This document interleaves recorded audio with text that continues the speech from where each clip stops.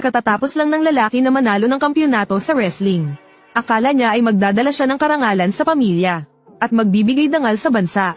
Ngunit sinabi ng kanyang ama, ano bang silbi ng wrestling, maghanap ka ng trabaho para kumita? Walang nagawa ang lalaki kundi isuko ang kanyang pangarap at bumalik sa karaniwang buhay. Ngunit patuloy siyang nahumaling sa wrestling. Magaling at pinangarap na magkaroon ng anak na lalaki na magpapatuloy sa kanyang hangarin. Ngunit sa hindi inaasahan, babae ang anak. Alam ng mga kapitbahay na gusto niya ng anak na lalaki. Kaya lahat ay nagkunwaring eksperto. At binigyan siya ng iba't ibang payo.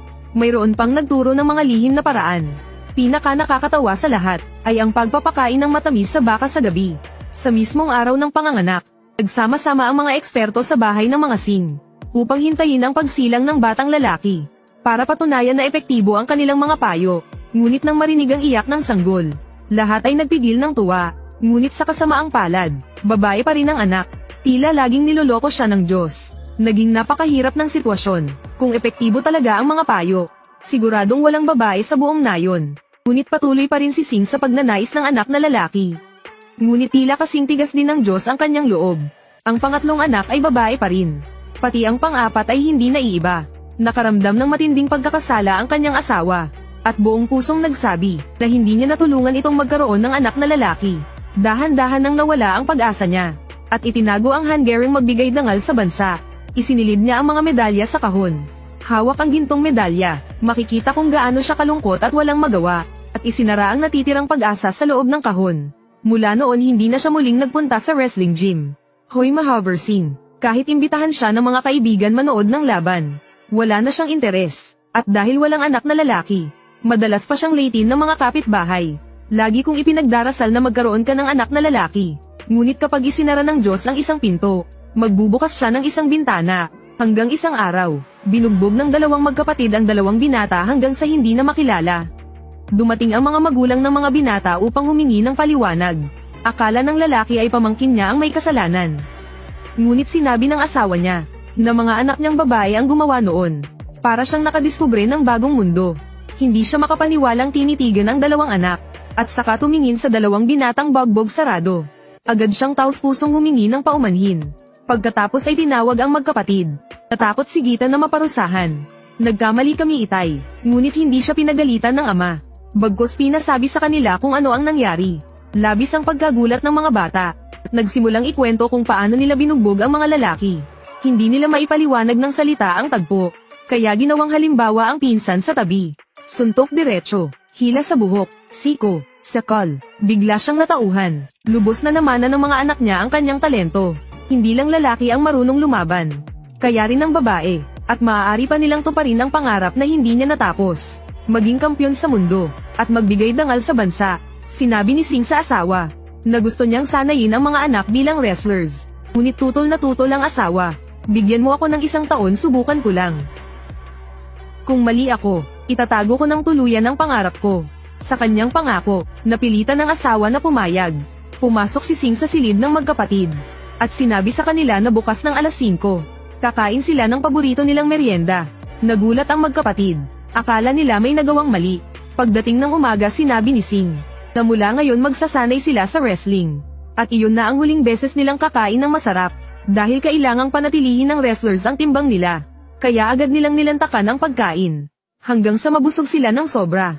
Pagkatapos noon, nagsimula ang kanilang mahaba at mabigat na pagsasanay. Habang pagod ang kanilang katawan, tumatakbo sila sa makitid na daan sa nayon. Hanggang makarating sa kanilang ama. Nagreklamo silang mahirap tumakbo ng nakapalda. Kaya humingi si Singh ng damit mula kay Jazz. At pinaikli ng asawa ang pantalon para maging pambihis sa ensayo. Ngunit sa India, hindi dapat ipinapakita ng babae ang kanyang mga binti. At ngayon pinasuot sila ng ama ng shorts. Kaya labis silang nahiya. Ngunit dahil sa takot sa ama, napilitan silang sumunod. At nagsuot ng damit pang lalaki. Kasama ang maluluwang na pantalon. Unti-unting tumindi ang pagsasanay. Madaling araw pa lang ay nagtatakbo na sila. Kailangan nilang tapusin ang matinding push-up. At pinipilit din silang mag-sit up. Bukod sa pagtalon ng lubid sa bakuran, pinapalundag pa sila sa ilog. Upang sanayin ang kanilang tibay at tapang. Madalas din silang pinagtatrabaho sa bukid. At ginagamit ang mga kagamitan para palakasin ang braso. Kapag sila ay humihinto upang magpahinga, si Singh ay biglang lilito na parang multo. Lagi siyang nasa kanilang likuran, upang mapaunlad ang kanilang kakayahang lumaban. Dinala sila ni Singh sa gym ng wrestling, ngunit inisip ng coach na nababaliw siya. Sa edad mong yan, paano ka pa nagkakamali ng ganito? Wala siyang magawa, kaya siya mismo ang nagputol ng mga batang palay. At sariling gumawa ng simpleng lugar ng ensayo para sa mga anak. Nang matapos ang lugar, opisyal nang nagsimula ang magkapatid sa pag-aaral ng wrestling. Mainit ang takbo ng pagsasanay araw-araw. Ngunit naramdaman ni Singh na may kulang pa. Kailangan nila ng kasangga sa ensayo. Kaya isinama niya ang pamangkin sa pagsasanay. Sa unang laban, agad niyang ibinagsak si Babita sa lupa. Naisip ni Singh kung saan sila nagkukulang. Masyadong mahina ang katawan ng magkapatid. Kaya sinabi niya sa may-ari ng tindahan, "Bibilhin ko ang manok mong 100 sa halagang 20. Akala ng may-ari ng tindahan ay nababaliw na siya. Ngunit may tiwala si Singh at sinabi niya, "Balang araw magiging kampyon sa mundo ang mga anak kong babae. At sasabihin ko sa lahat na lumaki sila sa manok mo. Isipin mo kung gaano kalakas ang negosyo mo pagkatapos noon." Nang marinig iyon ng may-ari, naisip niyang may punto at pumayag. Hindi niya alam na iyon pala ang magiging pinakamahalagang puhunan ng kanyang buhay.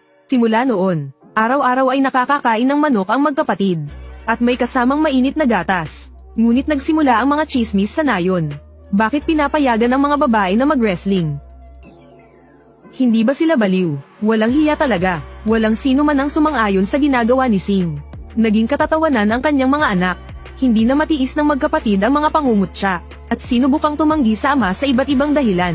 Ngunit hindi pumayag ang ama. Sabi niya, puro dahilan lang yan. Sabihin niyo sa akin ang totoong dahilan. Wala silang nagawa kundi magsabi ng totoo. Itay, dahil sa wrestling nagkaroon kami ng kuto sa ulo.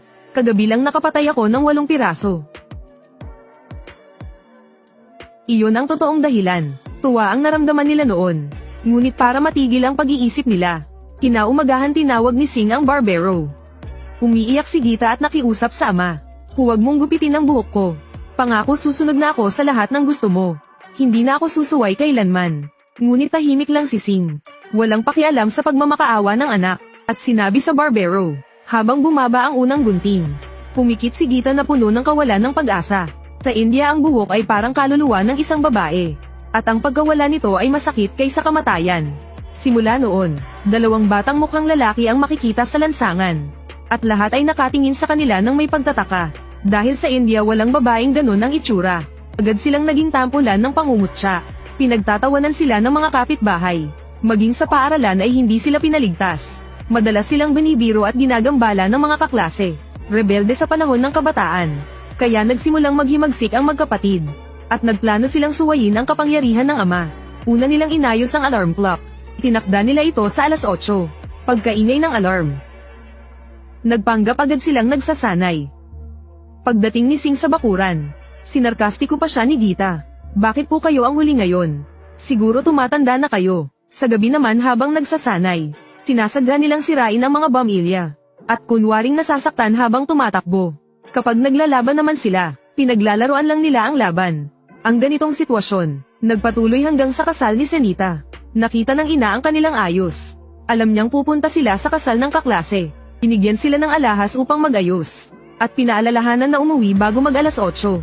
Dahil kapag nalaman ng ama, tiyak na mapapag-alitan sila. Sa kasal ni Senita, lahat ay sumasayaw at masaya. Maliban kay Senita na labis na malungkot.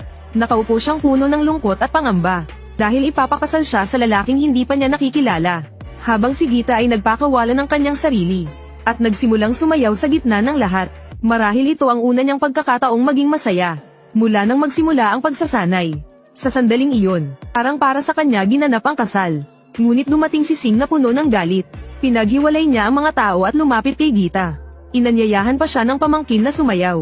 Ngunit nang lumingon siya, tinapak siya ni Singh ng malakas. Tinitigan niya ang anak na parang baliw sa sayawan. Ngunit hindi niya ito sinaktan. Bagkus siya ay umalis ng malungkot. Sinisi ni Gita ang ama dahil pinilit siyang maging wrestler. At araw-araw pinapahirapan sa ensayo. Pati ang paborito nilang mahabang buhok ay pinaputol. At pinapaharap sila sa mga lalaki sa laban. Sino ba ang gustong magkaroon ng ganitong ama? Ako nga ay umaasang magkaroon ng amang tulad niya. Sa India, ang kapalaran ng isang babae ay ibigay ang sarili sa murang edad. Ipinapakasal sa lalaking hindi pa nakikilala. At pagkatapos ay magkaanak at mag-alaga ng pamilya. Habang buhay ay nakatali sa kusina at gawaing bahay. Ngunit siya ay itinuturing kayong mga tunay na anak. At pinoprotektahan kayo laban sa lahat ng unos. Tinitiis niya ang lahat ng hirap para sa inyo.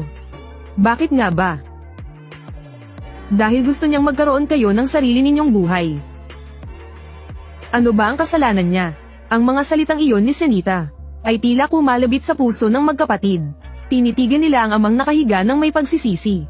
Mula sa sandaling iyon, buong puso nilang tinanggap ang pagsasanay sa wrestling.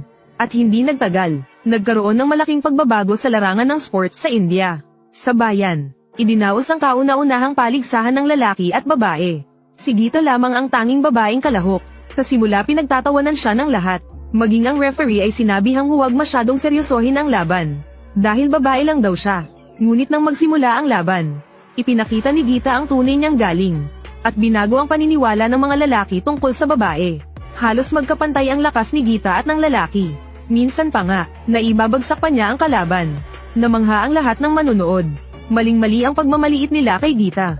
Matindi ang naging laban. At kahit hindi siya nanalo sa dulo, ngunit ang mahigpit na ama ay ngumiti ng may pagmamalaki. Para sa kanya, isang malaking hakbang na iyon sa tagumpay ni Gita. Lumipas ang mga araw, sumali muli si Gita sa mga paligsahan.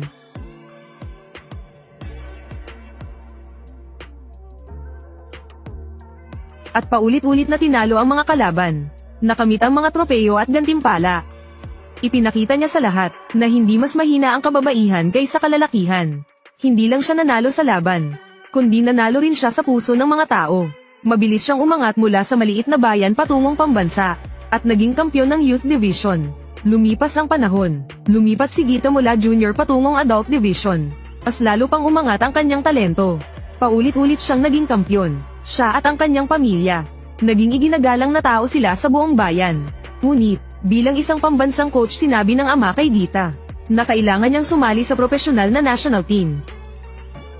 Bagaman mabigat sa loob ng ama, hindi niya kayang baguhin ang katotohanan. Mula noon nagsimula si Gita sa profesional na pagsasanay, at ibinaling ng ama ang atensyon sa nakababatang anak na si Babita. Sinabi ng national coach kay Gita, nakalimutan na niya ang maling paraan ng kanyang ama, at sundin lamang ang tagubilin ng bagong coach. Tunay na naging malaya si Gita.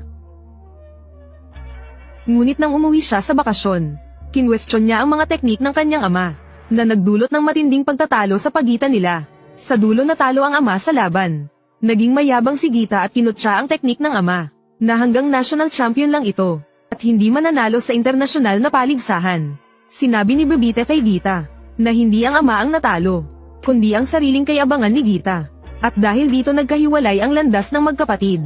Sa pagtuturo ng coach, madalas matalo si Gita sa laban, habang si Babita sa tulong ng ama, ay patuloy na nananalo laban sa mga kalaban. Pagkatapos ng ilang laban, muling natalo si Gita sa kompetisyon, at si Babita ang naging pambansang kampyon, at nakapasok sa International Academy. Ngunit hindi kailanman nakalimot si Babita sa kanyang pinagmulan, at palaging isinasapuso ang mga turo ng ama, habang si Gita ay patuloy na nabibigo sa mga laban, hanggang sa mapagtanto niyang nagkamali talaga siya. Tinawagan niya ang kanyang ama, at taos-pusong nagsabi, "Ama, patawarin mo ako." Ang mga salitang iyon ay nagpaiyak agad sa matigas na puso ng ama. Kinabukasan naghanda ng gamit ang ama, at kasama ang pamangkin pumunta malapit sa paaralan ng mga anak, at umupa ng silid. Nagpasya siyang sanayin muli ang mga anak sa sarili niyang paraan. Nagsisimula sila ng ensayo tuwing alas 5 ng umaga, bago pa man magsimula ang training ng paaralan. Gusto ng coach na pababain ni Gita ang timbang, ngunit dinagdagan ng ama ang kanyang pagkain. Ngunit hindi nagtagal ang magandang panahon. Nalaman ng paaralan ang lahat, at nagpasyang paalisin silang mag-ama pabalik sa kanilang bahay. Ngunit kahit harap-harapan sa mga pinuno ng paaralan, hindi nila binawi ang desisyong paalisin ang dalaga. Kinuha ng ama ang lahat ng medalya ng anak, at ipinakita ang mga parangal sa bawat laban. Ikinuwento niya kung gaano kasipag at kagaling ang anak, at ang mga paghihirap na pinagdaanan nila. Naantig ang puso ng mga pinuno ng paaralan, at nagbigay ng isa pang pagkakataon. Ngunit may kondisyon para sa ama, na hindi siya dapat makialam sa pagsasanay ng anak. Bagaman naayos ang sitwasyon, nag-aalala pa rin ang ama, dahil naniniwala siyang mali ang paraan ng coach. Kaya humanap siya ng ibang paraan. Pinahanap niya sa anak ang mga lumang video ng laban, upang matukoy kung saan siya madalas nagkakamali. Habang pinapanood ang video, nakikinig siya sa mga paliwanag ng ama, at natuklasan kung bakit siya palaging natatalo. Sa mga laban noon ng coach, ay laging gustong magdepensa lang siya at huwag umatake. Ngunit bilang isang mandirigmang babae, kailangan niyang maging agresibo sa pag-atake. Sa mga susunod na laban, sinunod niya ang mga payo ng ama, at mabilis ang naging pag-unlad niya, hanggang sa makuha niya ang kwalipikasyon para sa Olympics. Ngunit sa mga sumunod na laban, madalas pa rin siyang kabahan. Habang sinusubukang patunayan ang sarili, lalo siyang nagkakamali. Sa unang round natalo siya ng 6-0, at tuluyang natalo sa dalawang sunod na round. Halos gusto na niyang sumuko, ngunit naroon ang kanyang ama, na nagbigay ng lakas ng loob sa kanya. Pagbalik niya sa laban, agad niyang tinalo ang kalaban ng 2 bagsak. Lalong tumatag ang kanyang kumpiyansa, ngunit mali pa rin ang utos ng coach, na manatiling depensa at huwag umatake. Sumigaw ang ama na dapat siyang umatake, at sa tulong ng estratehiya ng ama, tuluyang nanalo ang dalaga sa laban. Isang tagumpay na bunga ng tiyaga at paniniwala, parang pag-ahon mula sa madilim na kailaliman. Tila siya ay muling isinilang. Kinagabihan lumapit ang ama sa anak, upang pag-usapan ang susunod na laban. Hinimok niya ang anak na huwag matakot sa kalaban, na huwag sumuko kahit mas malakas ang katunggali. Sa araw ng finals, humarap siya sa kalabang na kaengkwentro na niya ng 2 beses. Ang akalain ng kalaban na panalo na siya. Hindi niya inasahan ang malaking pag-unlad ng dalaga, na agad nakakuha ng sunod-sunod na puntos, at nanalo sa unang round. Ngunit nang walang ama sa gilid, nagsimulang kabahan ang dalaga. Unti-unti siyang nawalan ng tiwala sa sarili. Pagsisimula ng ikalawang round, binago ng kalaban ang kanyang taktika, at hindi na siya minamaliit. 2 beses siyang ibinagsak at natalo sa round. Sa pinakahuling round na pinakamahalaga, wala ang ama upang magbigay ng tactical na gabay. Habang tumatagal ang laban, nawawala na siya sa ritmo at bumababa ang puntos. Sa natitirang 22 segundo ng laban, naalala niya ang paraan ng pagsasanay ng ama, kung saan itinapon siya sa tubig, at pinilit siyang lumangoy upang iligtas ang sarili. Tulad ngayon, kailangan niyang harapin ito mag-isa. Dahan-dahan siyang tumayo muli, at ang kanyang mga mata ay puno ng determinasyon. Muling umatake ng buong lakas laban sa kalaban. Ngunit ang kalaban ay umiwas at tumakas sa bawat atake. Sinusubukang ubusin ang oras upang manalo. Sa oras na iyon, 4 na puntos ang lamang ng kalaban. Naalala niya bigla ang itinuro ng ama noon. Isang galaw na may pinakamataas na puntos. Pagkatapos ng isang maling galaw ng kalaban, ginamit niya ang pagkakataon upang umatake.